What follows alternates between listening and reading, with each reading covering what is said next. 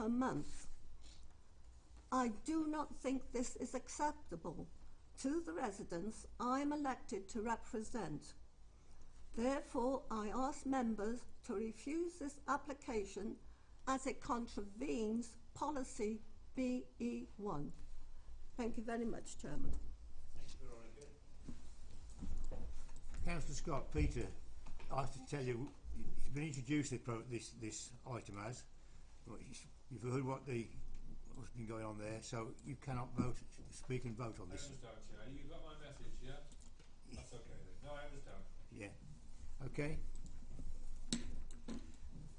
Katie, back to you. Thank you, Chair. So this site already has extant planning permission for the use that is taking place. This is primarily a motor vehicle recycling point, but it includes ancillary car sales and storage, a vehicle depollution workshop and aggregate recycling facility. And this consent was granted in 2015 and a number of conditions were attached to manage the hours of operation, the height of aggregate material stockpiles as they're stored on site, and the construction of a treatment building. This application is seeking to remove 5 of those conditions as they relate specifically to the treatment building, and the applicant considers this is no longer required. The 6th condition is proposed for variation, and that's because it's the condition that required the list of approved plans, and as part of this application there is a new layout plan. It is probably worth comparing the new layout plan and the one from 2015 so we understand exactly what it is that we're talking about. So this is the 2015 layout plan. If you look in the bottom right hand corner, you will see an L-shaped purple building down there. That is the treatment building that we are talking about. The 2015 consent had some conditions requiring it to be built within a certain length of time, for the material details to be supplied. Those were the sorts of conditions that were attached to that consent. That's what the applicant is now asking to be removed because they don't need the treatment building anymore.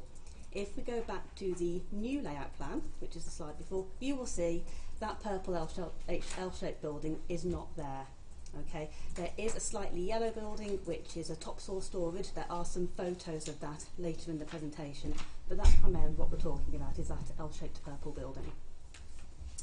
So the purpose of the treatment building was to enclose 3 pieces of equipment, which was a 360-degree excavator, a crusher and a screener, specifically for when they were all operating on site at the same time.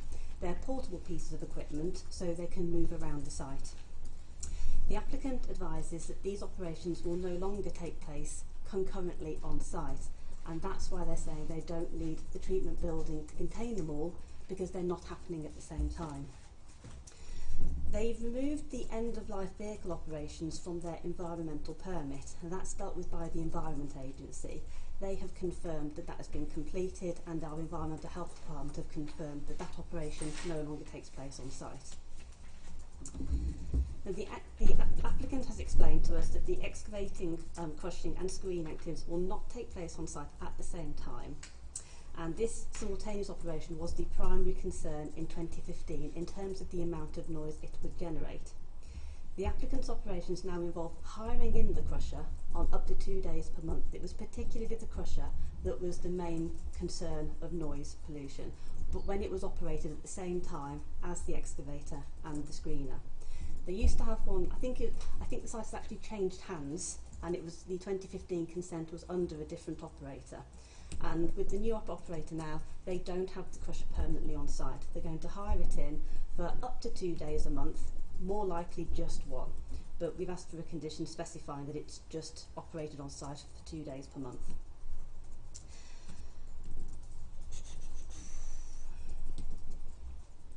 Now, I would like to be clear with members, Chair, that I have spotted an error in the committee report about the condition for the use of the crusher, which I just want to go through.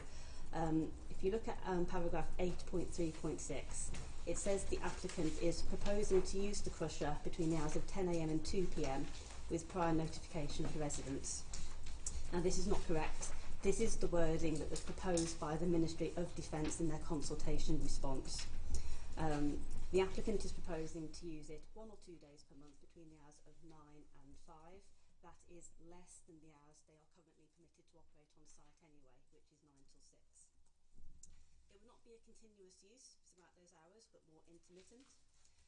Restricting it to uses between 10 and 2 would not be reasonable when the applicant has stated that it will not be used at the same time as the screener. So we have that in their supporting documents. That is something that can be conditioned, that it won't be used at the same time as the other pieces of equipment. My advice to members is also that it would not be reasonable to condition the applicant to notify residents each time the crusher is to be hired in and used, because the noise assessment has demonstrated that there is a low level impact upon the nearest properties that falls within the accepted guidance. Now, the application is not proposing an extension to the site. It's not proposing an increase in operating hours or any change in use to what it already has permission for. During the course of the application, the applicant has fixed gaps in the boundary treatments and noise attenuation around the bunds, and this was prior to undertaking the revised noise assessment. This has produced an accurate set of conditions from which to monitor the background noise and how effectively noise produced on the site is mitigated. The applicant has worked closely with the Council's environmental health specialist and produced a noise management plan and dust management plan based on up-to-date assessments.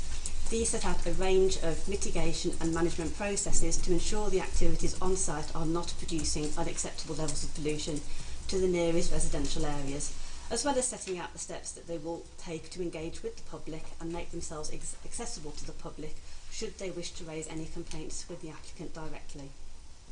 Planning conditions are recommended to require development and site operation to take place in compliance with these management plans. To pick up on Councillor Fletcher's comments about the Ministry of Defence, yes, it is true that they did object to the application originally in May 2021. They submitted a second consultation response in October 2021, and that was on the back of the noise assessment that was submitted, and they raised no objection to that, subject to the use of the crusher being conditioned to 2 days per month. They have recently submitted a further no objection by the safeguarding person, but we already have their town planner's no objection comment on board from October last year, so I feel that adequately deals with the comments that were brought up.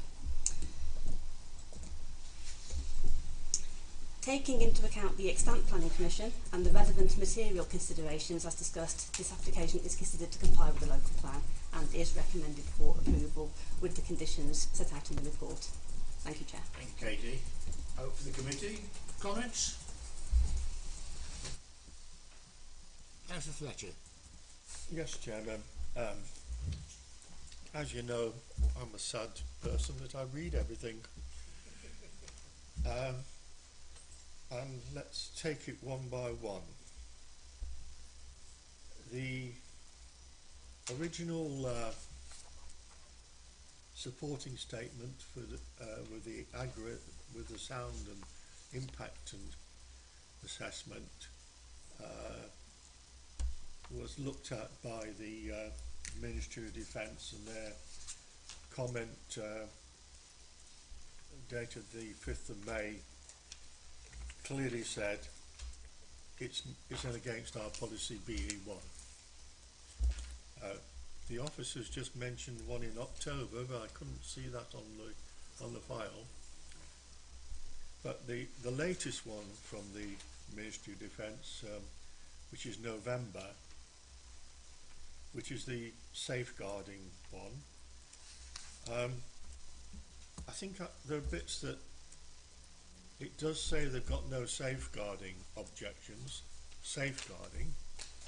That is because that the safeguarding team represents the Ministry of Defence as a consultee on planning applications to ensure the development does not compromise or degrade the operation of defence sites such as aerodromes, explosive storage sites, air weapon ranges, technical sites or training resources such as the military low flying. As the department is for change of use of part of the site for the car sales, etc., and it relates to a site outside of the Ministry of Defence safeguarding area, they've got no safeguarding objections. So it's not been considered by the planners again, the latest thing. I read the Noise Impact Assessment and Management Plan, version 1.2, which is the latest version that came out this year in September, and section 6.6 is specifically regarding the crushing activity. Now, in the original application that was mentioned, the one back in 2015, condition 5 said that the crushing activity must take place inside the structure that hasn't been built. If you remove condition 5, they can use the crusher anywhere on the site. And I don't think that's right, because according to the table 6.3, the excess of the rating level above the median weekday background level for Bridle Walk, which is in just quite near, about 50 metres away from the site, is 13.2 decibels above.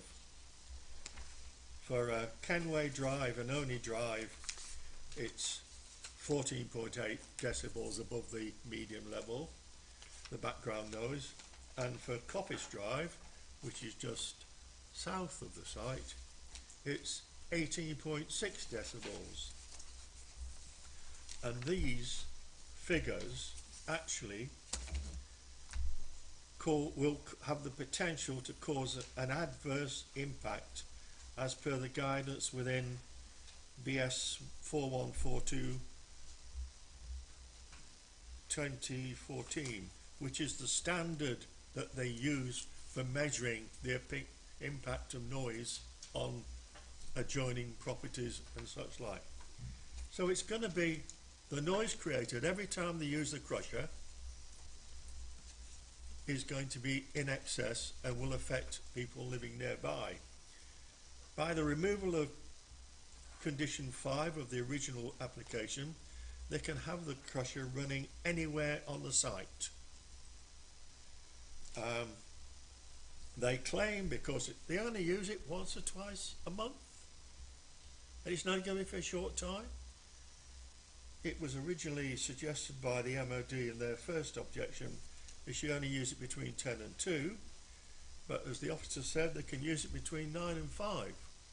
So it can be running for all that time at a level that is of the potential to have harm. Therefore, I feel that we should formally refuse this application on the grounds of it's breaching our policy BE1. Thank you, Mr. Chairman. Thank you, Ian. Anybody else? Yes, Janice. Chair, may I come back on some of those points first, because it's quite detailed. Yes, Kate. Thank you. Thank you. Right. I'd like members to be clear on what the wording of condition 5 of the 2015 consent actually says. So let me read that one out for you. So it says the on-site 360-degree excavator, crusher and screener shall only operate together within the confines of the three-sided treatment building. Okay, it's very specific. It's saying they have to operate in the treatment building if they are operating together at the same time. It's not to say that if any one of those are operating or any two of those are operating, that they have to be inside the treatment building. Okay, it's if all three of them are happening at the same time. So the removal of condition 5 isn't going to change the fact that they can already have any two of those or any one of those operating outside of the treatment building. And that's an important distinction to be able to make. In terms of the Ministry of Defence, why they've chosen to have the safeguarding person answer the last consultation and not the senior town planner, I don't know. But they're representing the Ministry of Defence on this application all the same. I'm going to read out for you the consultation response from the Ministry of Defence that came in October last year in response to the noise assessment, which says that they've reviewed the additional information submitted by the applicant, and they request that if the council are minded to approve the application, that the following condition is imposed to ensure the amenity of residents is protected: that the operation of the crusher shall be restricted to a maximum of 2 weekdays per calendar month between the hours of 10 and 2, with prior notification to nearby residents. There shall be no working on Saturday, Sunday, bank, national or public holidays. So that was a no objection consultation response from the Ministry of Defence, saying that if the use of the crusher is conditioned, they are happy about the level of the impact on the amenity of residents. Thank you, Chair. Thank you, Katie. Janice. I think that's answered a bit of my question actually, because it was about the crusher and the 3 activities happening at the same time.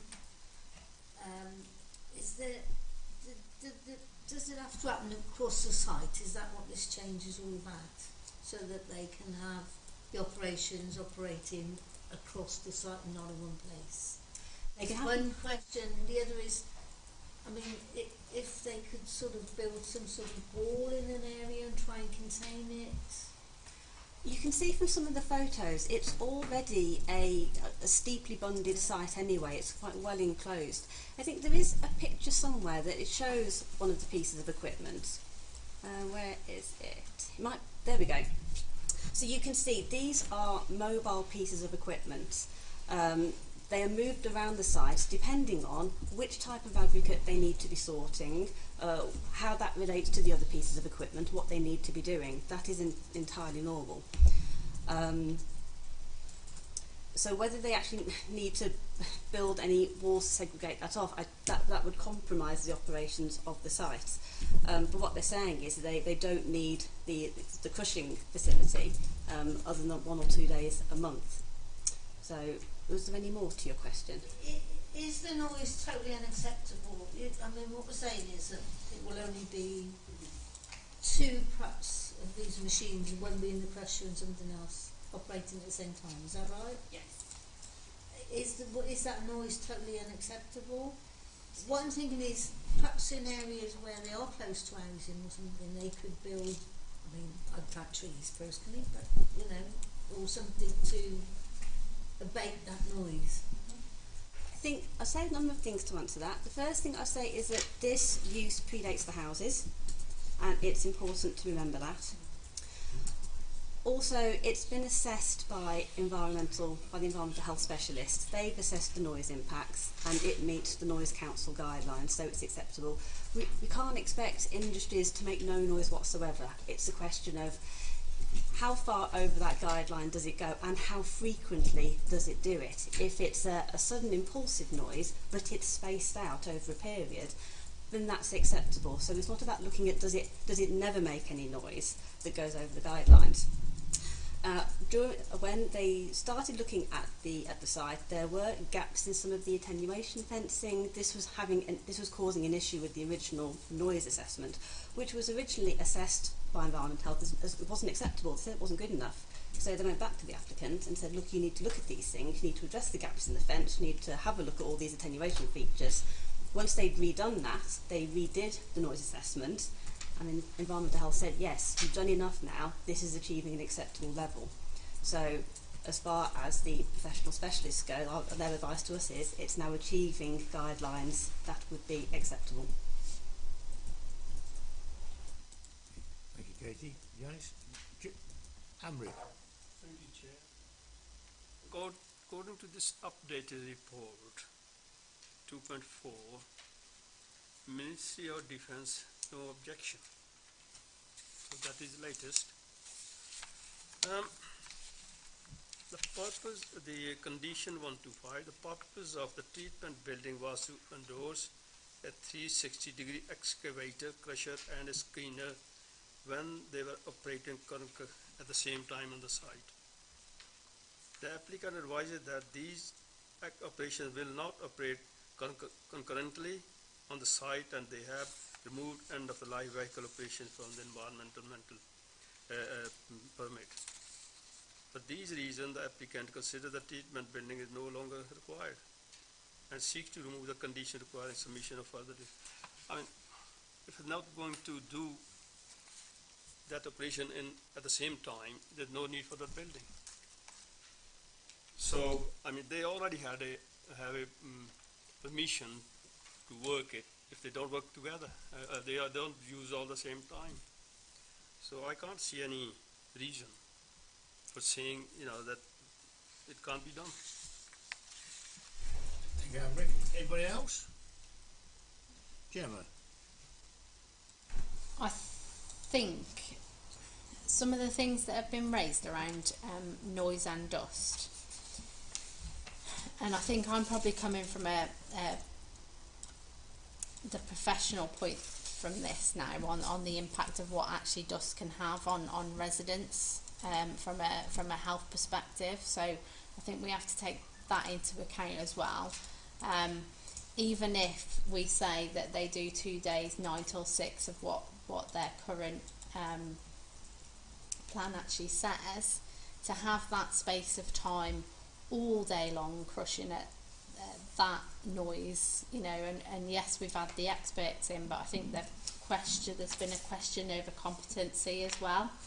And again, there's things about, and I think it's important for us to know when they do their noise assessments where they're actually putting the bits to get the measurements, because we could all go, actually we'll just pop that there, but actually it's X amount of feet away from wherever and it's not going to actually pick up the right decibels anyway. I think for us, me personally, I think a little bit more can be done with regards to residents. Although the site was there before the houses were, the residents are still there, and even if they're having to live it for 2 days a week, 2 days of noise and dust is, for me, would be unacceptable. So is it worth saying, actually, yes, we support, but with leaving certain conditions in? And is there any more that we can do with regards to mitigation with noise? We all have the buns, but actual fact, can we go that step further and say, can we have the start of tree growth on top of them? Again, it's about, I think for me, not doing nothing is not good enough, but actual fact, we need to be seen to be doing something. Katie? Well, I'll just start with the photo that's on the screen at the moment. So you can see there's already a lot of tree growth around this site and on the buns. This was taken in winter, as you can tell. It's heavily landscaped, especially in the spring and summer months. Tom, could you just bring up one of the site plans, please? Right, I think it's useful to, let's look at the next one. Yes, because that's this actual, it's the one that we're looking at now. Right, what we have to remember is that this is not a new application in itself. It's asking to vary some conditions that are based on an already active consent that's taking place. It's useful to remember, as part of the 2015 consent, the applicant could already use a crusher every day of the working week, plus another piece of equipment, and that is entirely within the realms of 2015 consent. Okay, they wouldn't need to put up the treatment building for that. They would be able to do that. So we need to think of that as our fallback position when we're thinking about what the impact would be of having a crusher on there 1 day a month or 2 days a month. Okay, they can already do it every working day of the month as things stand. In terms of the noise assessment monitoring, this was looked at as part of the noise assessment. In fact, the Environmental Health went back to the applicant the first time and said, we're not too happy with where you've done your monitoring and where you've put those noise monitoring stations, and so they revised that in line with that guidance in the first place to make sure it was as good as it could be. And in terms of the impact of dust and noise, we've looked at this application stringently. There's been a lot of discussion between Environmental Health and the applicant. With some of the objections that have come in from the public, and it's useful to think about this in context. There's more than one business on Rookery Road. I think there's about 5. One of the objections we've had come in this latest round, we've only had the 3 of them, was talking about noise and dust being worst when wind is coming from an easterly direction. That came, if you look at the site layout plan, that came from an address immediately to the west. But in between that address and this site are 2 or 3 other businesses. So is the person who's concerned about it, is this business to blame when they've got all these measurements and mitigation processes in place, or is it coming from a business that's already operating? And that's just a question to have in mind before we think about perhaps penalising this applicant when they've already gone through the process of having a dust management plan and a noise management plan, which is not in place as part of the current application. So they're going further, they're doing more as part of this. We've got something more that we could enforce against, which we don't currently have with the existing application, the 2015 consent. Thank you, Chair. Peter, I can't let you speak, Peter, no. Not at all. No. Okay, so I can't tell you why I would have supported it, but never mind. Thank you. Nigel, Yeah, just a couple of questions. I mean, as we've heard from the report, the noise is above recommended levels. So, and he said that the report initially said between the hours of 10 and 2, and that's now been changed to 9 till 5. And the MOD have said that, you know, suggested between 10 and 2. So surely we should, you know, sort of, it would be a far more acceptable planning application if we took those considerations into account instead of dismissing them. Now, one thing that I do want clarification on is that if we remove all these conditions, is this going to make it, you know, if the applicant wants to increase his business and say he wants treatment building, or he wants to change anything, does that mean that he will have to have a new planning application, or is it making it easier for him to do what he wants?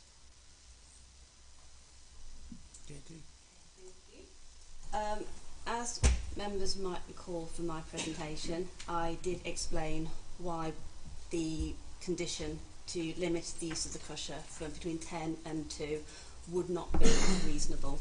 I can go through that again.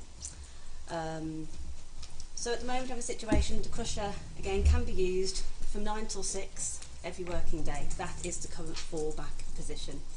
The Ministry of Defence are happy that it's going to be used no more than 2 weekdays per calendar month. They asked for the condition to be based on that. Plus, they wanted it to be between the hours of 10 and 2. Members are probably aware, but just in case anybody isn't, their particular interest in this site is the amount of military personnel who live around the site. So that's what they're thinking about, is protecting the amenity of the people that live around it, that work for them. So, to place a condition on an application, it's got to be reasonable. That's one of the 6 tests of planning. Is it reasonable to restrict the use of this piece of equipment from 10 in the morning till 2 in the afternoon on those 1 to 2 days a week when they can already use it every day, every working hour of every working day? My advice to members is that it would not be reasonable to restrict it to that degree when they've already curtailed it down to 1 to 2 days per month. In terms of what the applicant might want to do in the future and whether it needs a new application, the answer is I don't know. I don't know if they do want to do anything new in the future. If it needs planning permission, they'll need to apply for a new application. If it's a variation to this consent, they'll be able to apply to vary this consent. It's not something I can answer. We'll have to take it as and when the applicant comes in and wants to do something new or different. Or maybe not. That's reasonable from the resident's point of view then. Because we seem to be being very reasonable to the applicant, but just dismissing the resident. Oh, I disagree. It's being dismissed. As I say, the current, it's not being dismissed, Councillor Dugmore, because I've addressed it. If it's being dismissed, it wouldn't have been addressed. And remember, the current position is that the applicant could use the crusher on site 9 till 6 every day, plus another piece of equipment. So that's where we are.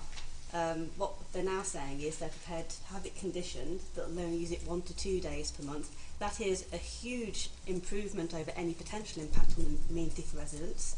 We're prepared to condition that, but we're saying it's not reasonable in planning terms, and that's not set by us. That's the guidance that we have to work to, is what meets the 6 tests of planning. It has to be a reasonable condition. Restricting it from 10 in the morning till 2 in the afternoon, that's not reasonable when they've already got the scope to use it 9 till 6 every working day. Jim.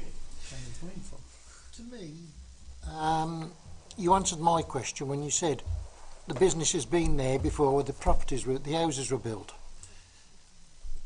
Before the houses were built, there wouldn't have been an objection because of the distance to the properties by the work. Again, this is like an airport, and then having houses built by it and people complaining about the noise from planes. What do we do? We shut them down, we lose business, we lose jobs. It's not a way to go. We've got to, in my opinion, go for what he's offering. He's even reducing his noise as much as possible. So, I'm for it. Okay, thanks, Jim. Graham, and then Anne-Marie. You said they're going to monitor 2 days per month. How are we going to monitor that to make sure they stick to that? As with most planning conditions, if there's a breach, if we are aware of it, if we discover it ourselves, if we're notified, it's something that we can investigate. I would expect that they're going to have a log of when they're hiring in this crusher, and we'd be able to ask for that as evidence if it came to our attention that there was a potential breach.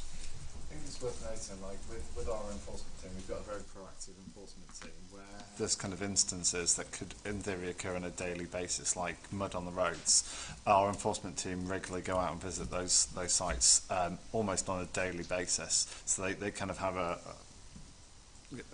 map really that they kind of go and visit and look at that.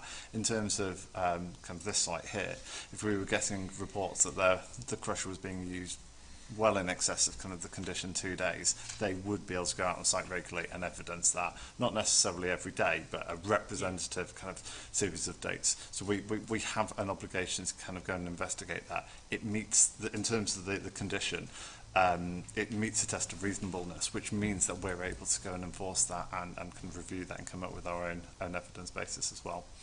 So it is something we could definitely go out and investigate and monitor. The application is removal of condition 1, 5 and 6 and no more. And if we have a look at the recommendations and the condition put on that, I move the recommendation to be accepted. Moving the recommendations? Jim? Right, it's been moved and seconded the recommendation. All those in favour, please show. Against? That's carried. That's passed. It's allowable.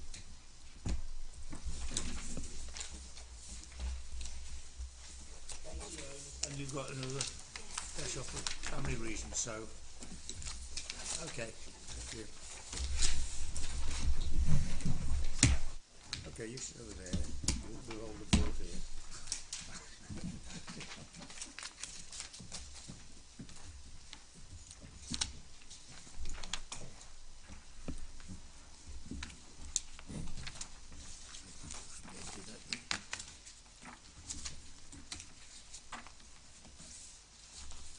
Right, we now move to the next one, which is on page 23 of the report.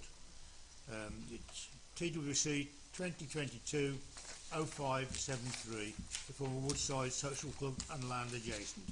And Peter, you can actually take part in this debate.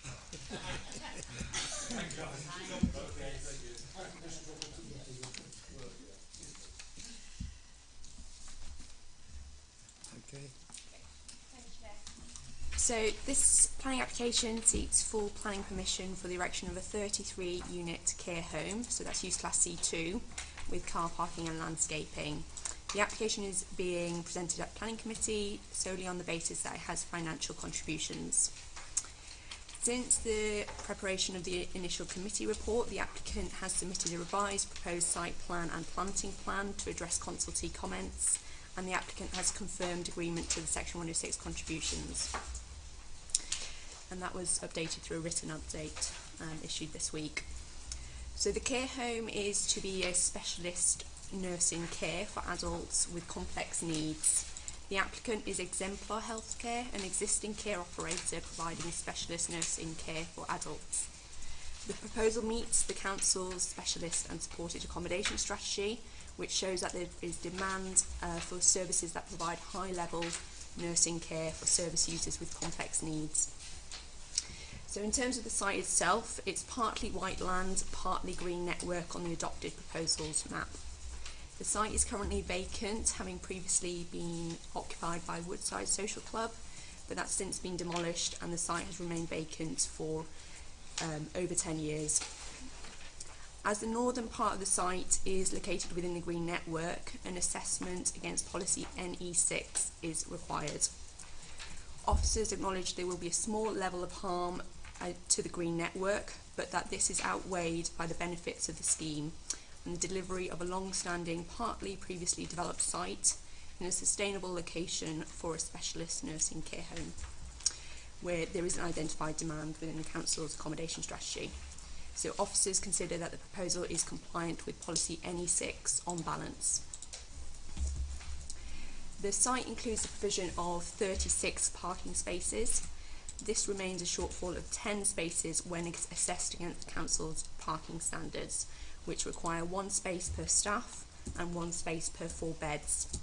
The applicant has presented evidence, including parking surveys of similar sites, which demonstrate a lower level of demand in reality when compared against the Council's parking standards. Additionally, the applicant has agreed to contribute £19,640 towards the installation of 2 3-bay Arran shelters with lighting on either side of Woodside Avenue. They are also agreeing to a condition in relation to travel plan. As such, the local highway authority is satisfied that there will be no highway impact on Woodside Avenue, and therefore they are supportive of the proposal. The development would result in a biodiversity net loss on site and some level of tree loss. However, the applicants agreed to pay off-site contributions to the value of £25,650 to mitigate for biodiversity and £14,400 for tree loss, as well as delivering planting on site as much as possible. So there are no technical objections from statutory consultees. The report recommends that on balance the application be granted subject to conditions and a Section 106 agreement, with contributions towards bus stop improvements, biodiversity net gain, tree replacement planting, travel plan and monitoring fees. Thank you, Chair. Robin. There are no speakers on this one, so it's open to the committee. Who wants to kick it off? Janice, and then Jim. Can I ask about the financial contributions of 25,000 and 14,400? Where does that actually go and where's it spent? So we don't have a specific location for them yet. We tend to look strategically at where the contributions are to be spent. We try and spend them locally where possible, but yeah, we that goes towards a pot that the ecology and the trees team look at where to spend. In terms of the biodiversity net gain, it's quite a new thing for kind of for Telford and Wrekin, and it's something kind of nationally that's been developed quite significantly. We've had a number of applications that have come forward to the committee in the past, particularly kind of in Horton Wood, and kind of similar questions were raised at those kind of committees to kind of ask is there a kind of set location identified as part of those applications where that money is to be spent?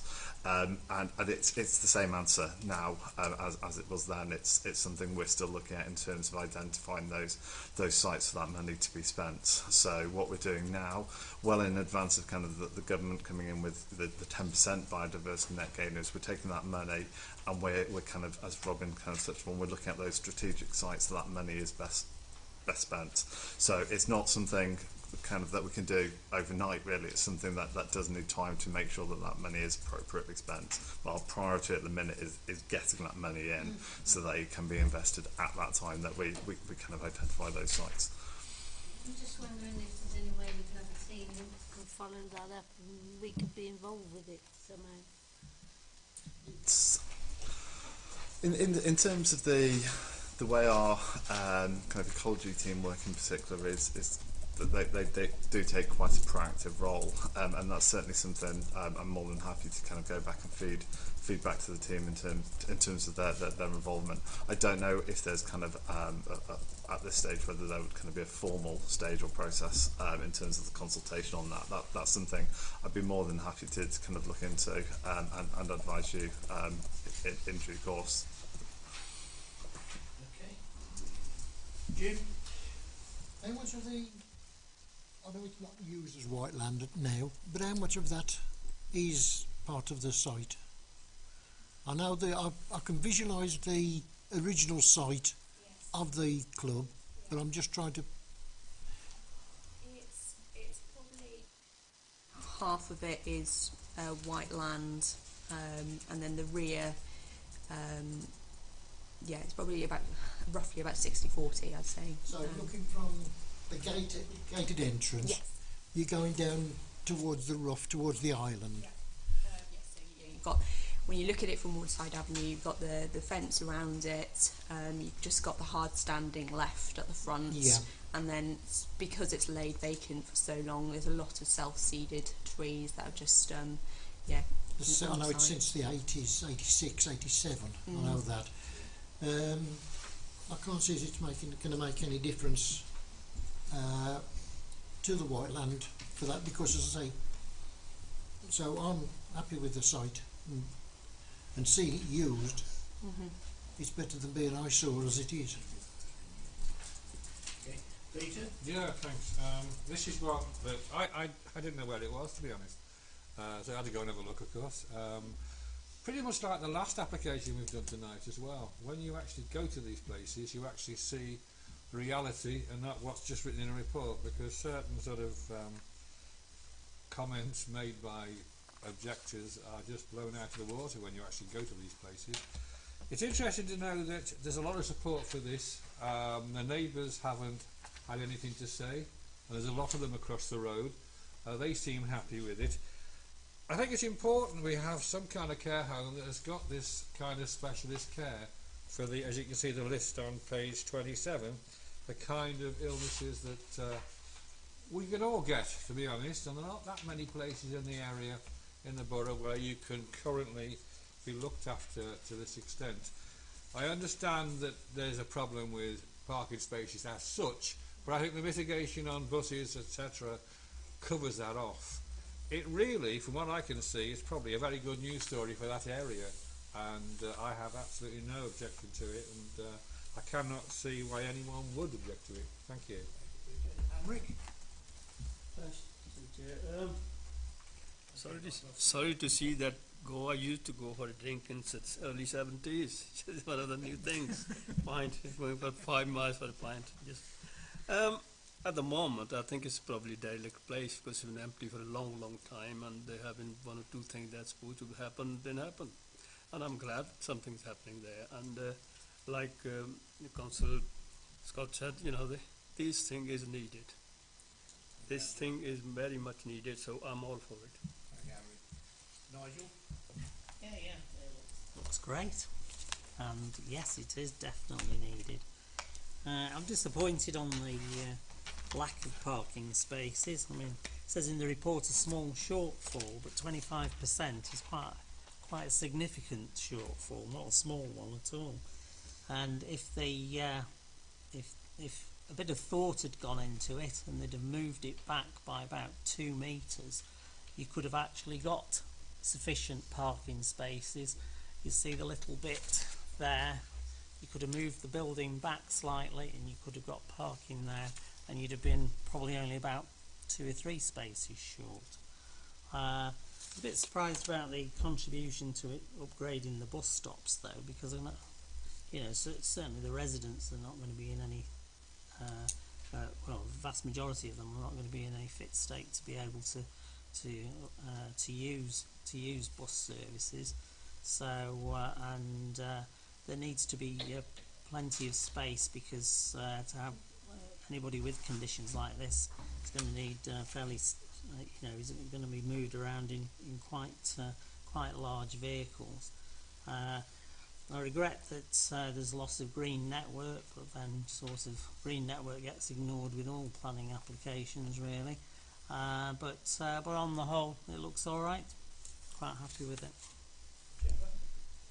Thanks, Chair. I actually welcome the proposal based on that there is a need across the borough, and there has been for some time with regards to care home nursing spaces and that. I actually welcome the bus stops, because believe it or not, just because you're in nursing care doesn't mean that you can't get out. A lot of people have electric wheelchairs these days, so that they are able to use the bus service. Parking spaces, what you tend to find across the borough with care homes and nursing homes, that actually the capacity of the car parks aren't full anyway for the spaces that they've got. That's what I tend to find when I'm out and about in my visits to various different complexes anyway. So I don't think it'll cause a great issue, to be fair. And I move the recommendation, Chair. Move the recommendation. Is there a second for that?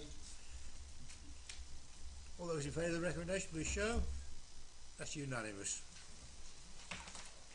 Thank you. That brings us to the end of the agenda. And thank you all for attending. And can you note the next meeting is on the 14th of December. I was just going to say Merry Christmas, Chair, and we'll see you in the new year.